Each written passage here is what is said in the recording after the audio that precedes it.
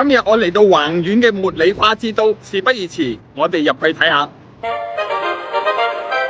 你哋知唔知道啊？中國嘅茉莉花有80%都係嚟自廣西嘅橫州，即係每10朵茉莉花有8朵係嚟自廣西橫州㗎。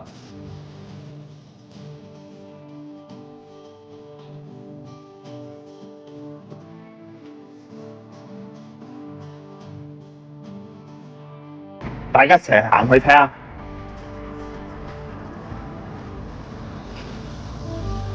好多茉莉花啊，真係。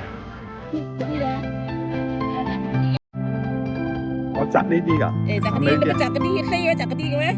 唔識摘啊我。哇，好靚啊！冇靚嘅咩？冇靚冇熱要咩？係都唔着。你體驗摘茉莉花辛唔辛苦啊？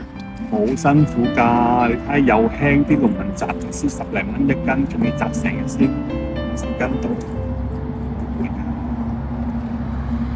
當你哋見到一班農民向住同一個方向出發，冇錯，佢哋就係將佢哋辛辛苦苦摘嘅茉莉花攞去交易市場。我嚟到茉莉花交易市場，而家入去睇下。我嚟阿姨。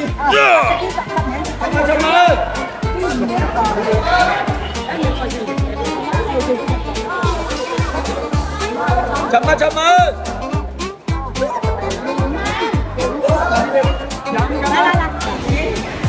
我驚死啊！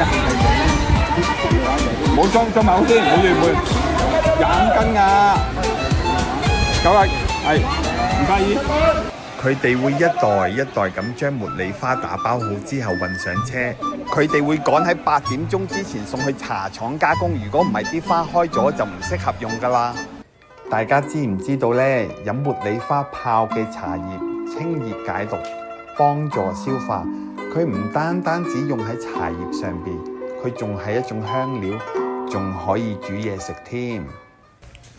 大家可以嘗試用茉莉花去炒蛋。